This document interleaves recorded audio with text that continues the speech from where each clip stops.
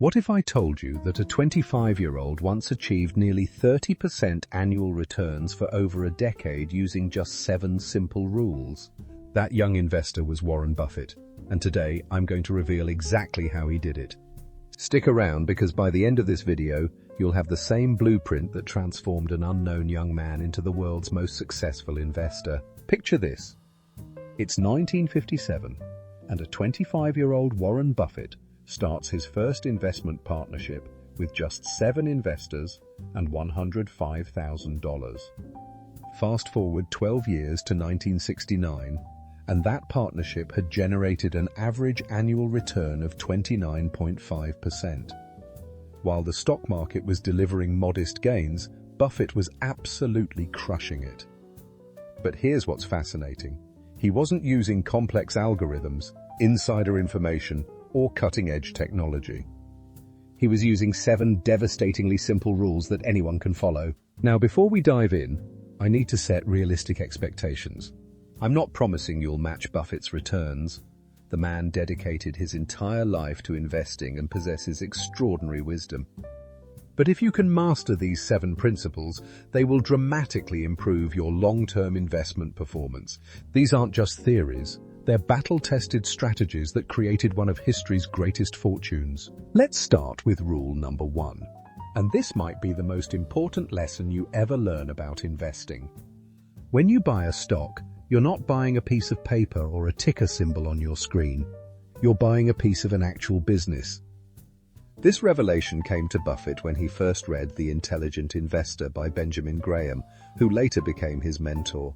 Think about it this way. If you owned a local restaurant, would you check its value every single day? Would you panic if someone offered you less money for it today than yesterday? Of course not. You'd focus on whether the restaurant was serving great food, attracting loyal customers, and generating steady profits. The same logic applies to stocks. When you own shares of Apple, you own a tiny piece of that incredible business empire. When you own Coca-Cola stock, you're a partial owner of one of the world's most recognizable brands. This mindset shift is revolutionary because it forces you to think like a business owner rather than a speculator.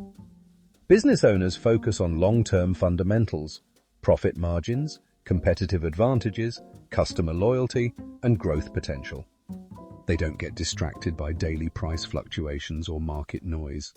As Buffett says, you don't need to be a rocket scientist. Investing isn't a game where the person with the 160 IQ beats the person with the 130 IQ. Rationality is what matters. This leads us to rule number 2, which might be controversial but is absolutely critical. Ignore most financial news. I know this sounds counterintuitive, but hear me out. Financial news programs, websites, and even many YouTube channels are paid based on views and engagement. Their primary goal isn't to make you money, it's to capture your attention. How do they do this? By creating drama, urgency, and fear. Every market movement becomes breaking news. Every economic indicator becomes a reason to panic or celebrate. They manufacture tension because calm, rational analysis doesn't generate clicks or views. Buffett observed that investors often let the irrational behavior of other market participants cause them to behave irrationally too. The truth is, you only need to pay attention to about 5% of financial news, the truly important developments that affect the fundamental value of businesses. The rest is just noise designed to make you feel like you need to constantly buy and sell. Remember, the media gets paid when you watch, not when you make money. Your interests aren't aligned. Rule number 3 is where the magic of wealth building really happens. The power of compound interest. This is the closest thing to a money machine that legally exists. Yet most investors sabotage themselves by ignoring it. When you receive dividends or capital gains and let them compound by reinvesting rather than spending, your money begins growing exponentially, like a snowball rolling down a hill. But here's the catch. Compounding requires time and patience. If you're constantly buying and selling stocks, you're interrupting the compounding process. You're stopping the snowball from growing. This is why Buffett famously says the ideal holding period for a stock is forever. He's owned shares of Coca-Cola, Wells Fargo, and American Express for over 25 years, allowing decades of compound growth to work its magic. The difference between someone who trades frequently and someone who holds quality businesses for decades is staggering. The frequent trader might feel more active and engaged, but they're actually sabotaging their long-term wealth creation. As Philip Fisher wisely noted, if you've done your homework correctly when buying a stock, the time to sell is almost never. Rule number 4 recognizes that even the greatest investors continue learning throughout their careers. Buffett has never invested in isolation. In his early years, he learned from Benjamin Graham. Later, Charlie Munger became his trusted partner and sounding board. Today, he continues to study, read, and learn from other successful investors. The key insight here is that you should only listen to investors you genuinely respect and trust, those with proven long-term track records. We can follow Buffett's portfolio changes, listen to insights from Ray Dalio, or study the methods of other legendary investors. But should you listen to every pundit on financial television or every new YouTube personality promoting the latest hot stock? Absolutely not. Ask yourself, does this person truly understand business valuation? Do they have a long-term track record of success? Are they incentivized to help you make money or just to generate views and commissions? Only listen to those you know and trust. Quality over quantity when it comes to investment advice. Rule number 5 seems obvious but is violated by countless investors. Only invest in companies you understand. Look at Buffett's portfolio and you'll notice something striking. Most of his holdings are remarkably simple businesses. Coca-Cola sells beverages and snacks.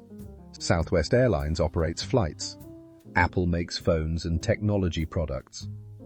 These aren't complex, mysterious companies with business models that require advanced degrees to comprehend. Buffett makes it a rule to only buy stocks of companies he can genuinely understand. You should do the same. If you're passionate about automobiles, research Ford, Toyota, or Tesla. If you understand e-commerce, study Amazon or Alibaba. If you're fascinated by technology, investigate companies like Alphabet, which owns Google and YouTube. The investment universe is vast enough that you can find excellent opportunities within your circle of competence. There's no shame in admitting you don't understand biotech or cryptocurrency or complex financial derivatives. Stick to what you know and you'll make better decisions with higher confidence. Rule number 6 is particularly relevant in today's market environment. Be fearful when others are greedy, and greedy when others are fearful.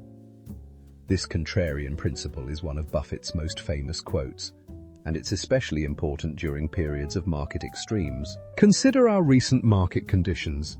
We've experienced one of the longest bull markets in history, with stocks rising over 300% in some cases. When everyone is making money and feeling like investing geniuses, what happens to stock prices?